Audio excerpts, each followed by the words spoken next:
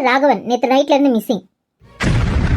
ஒரு அமைச்சர் காணாம போறது சாதாரண விஷயம் கிடையாது சார். ராகவன் சார் வீட்டில் போய் செக் பண்ணி பார்த்தோம். அங்கே எந்த தடயமும் எங்களுக்கு கிடைக்கல. அதே மாதிரி யாராவது வந்து அவரை கடத்தினதுக்கான எந்த தடயமும் அங்கே இல்லை. எந்த தடயமும் இல்லாமல் ஒரு அமைச்சர் காணாமல் போனால் அது எதுவும் திட்டமிட்ட விஷயமா? அதே மாதிரி நேற்று ஈவினிங் ராகவன் சார் வீட்டுக்கு ஒரு கொரியர் வந்திருக்கு. அதை கூட ராகவன் சார் தான் ஓப்பன் பண்ணி பார்த்துருக்காங்க. அதில் ஒரு கடியாரம் இருந்திருக்கு.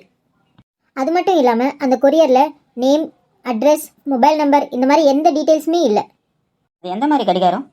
ஒரு பழைய காலத்து கடிகாரம் மாதிரி இருக்குது சார். அவங்க வைஃப் சொல்கிறாங்க அந்த கடிகாரத்தை பார்த்ததும் அவரோட முகமே மாறிடுச்சுன்னு. ஐ திங்க் அந்த கிளாக்கில் தான் ஏதாவது ஒரு விஷயம் இருக்கணும். நம்ம அவங்க வீட்டில் போய் ஒரு வாட்டி செக் பண்ணி பார்க்கலாம்.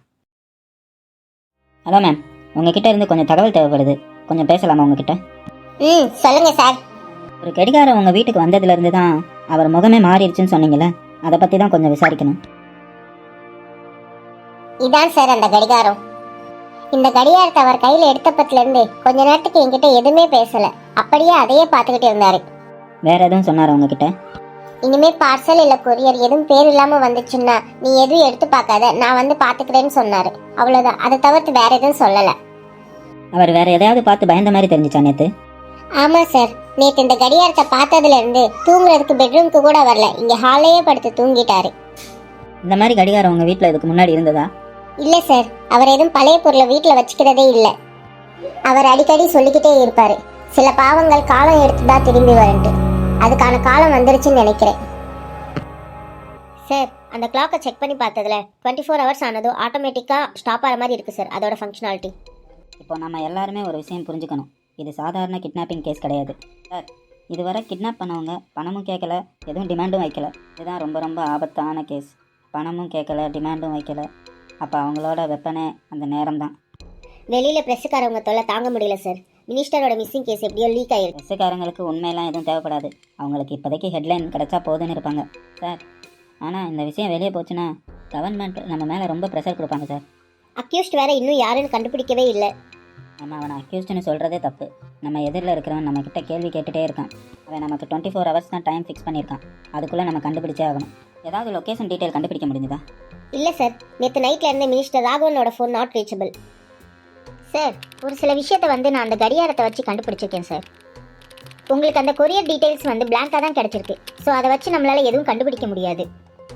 டீட்டெயில்ஸ் எதுவுமே இல்லாமல் கொரியர் அனுப்புகிறவன் தெரியாமல் செய்ய மாட்டான் சார். அந்த கிளாக்கை செக் பண்ணி பார்த்ததுல அது கவர்மெண்ட்டோட பழைய சப்ளை மாடல். கவர்மெண்ட் கொடுத்ததா? அது யாருக்கெல்லாம் கொடுக்கப்பட்டது? 2005 2008 காலகட்டத்தில் கலெக்டர் ஆஃபீஸ் அப்புறம் ரெவென்யூ ஆஃபீஸ்க்கு மட்டும் இந்த கிளாக்கை கொடுத்துருக்காங்க. ஸோ அந்த டயத்தில் ராகவன் எந்த போஸ்ட்டில் இருந்திருக்காருன்னு ஏதாவது டீட்டெயில்ஸ் தெரியுமா உங்களுக்கு? Yes sir. அப்போ அவர் ரெவென்யூ செக்ரட்டரியாக இருந்திருக்காரு. ஓ ஓகே. அப்போது அந்த கடிகாரம் அவன் கடந்த காலத்திலேருந்து வந்திருக்கு. அப்புறம் அந்த கிளாக்கை கம்ப்ளீட்டாக செக் பண்ணி பார்த்ததுல அதனுடைய பின்னாடி பக்கம் நேரம் மறக்காதுன்னு ஒரு வாக்கியம் இருந்துச்சு சார். நீங்கள் சொல்கிறத வச்சு பார்க்கும்போது எனக்கு ஒரு ஐடியா தோணுது.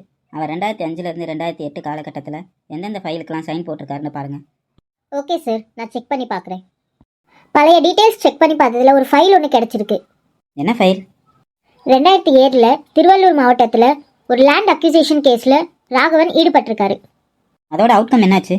விவசாயிக்கு எதிர்ப்பாகவும் கவர்மெண்ட்டுக்கு சாதகமாகவும் இந்த கேஸ் முடிஞ்சிருக்கு சார். அதில் எந்த ஃபேமிலி அஃபெக்ட் ஆயிருக்கு? கருணாகரன்றவங்க ஃபேமிலிக்கு 3 ஏக்கர்ஸ் லேண்ட் அஃபெக்ட் ஆயிருக்கு சார். இந்த தீர்ப்பு வந்த ஒரு வாரம் கழிச்சு கருணாகரன் ரயில் கீழே கிடைச்சிருக்காரு சார். அப்போது இது சூசைட் மாதிரி ரெஜிஸ்டர் பண்ணியிருக்கு.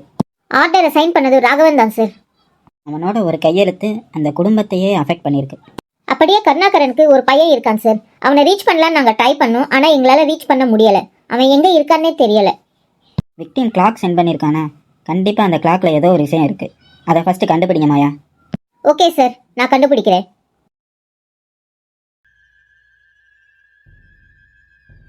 ஆமாம், நான் இப்போ எங்கே இருக்கேன்? கடைசியாக என் வீட்டில் இருந்த மாதிரி தான் இருந்தது. உனக்கு கடிகாரம் ஒன்று கொரியர் வந்ததுல அந்த இடத்துல தான் நீ இருக்கப்போ. நீ யாரு? ஒரு விவசாயியின் மகன். நீ கருணாகரன் தானே? பரவாயில்லையே, உனக்கு இன்னும் எங்கள் அப்பாவையெல்லாம் ஞாபகம் இருக்கா? அவன் தற்கொலை பண்ணிக்கிட்டான்னு கேள்விப்பட்டேன்.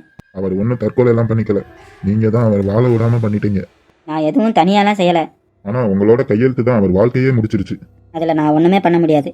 எல்லாமே மேலெடுத்து உத்தரவு தான். மேலெடுத்து உத்தரவு தான் சொல்லி சொல்லி எங்கள் அப்பாவை மண்ணுக்குள்ளே அனுப்பிச்சிருச்சு. இப்போ உனக்கு என்ன வேணும்னு மட்டும் கேளு. என்னால் இப்போ இருக்கிற பதவியில் எல்லாமே செய்ய முடியும். உங்களுக்கு நேரம் ஆரம்பிச்சிருச்சு. கொரியர் வந்த நிமிஷத்துல இருந்து 24 மணி நேரம் தான். 24 மணி நேரத்துக்குள்ள என்ன? உனக்கு என்ன வேணும்? உங்ககிட்ட இருந்து எல்லா உண்மையும் வேணும். அதில் ஒரு பொய் கூட இருக்கக்கூடாது. கிட்னாப் பண்ணவனோட நோக்கமே வேறு மாதிரி தெரியுது. அவனுக்கு பணம் தேவையில்ல, பதவி தேவையில்ல. ஆனால் அவன் அந்த நேரத்தை வச்சு தான் ஏதோ சொல்ல வரான்.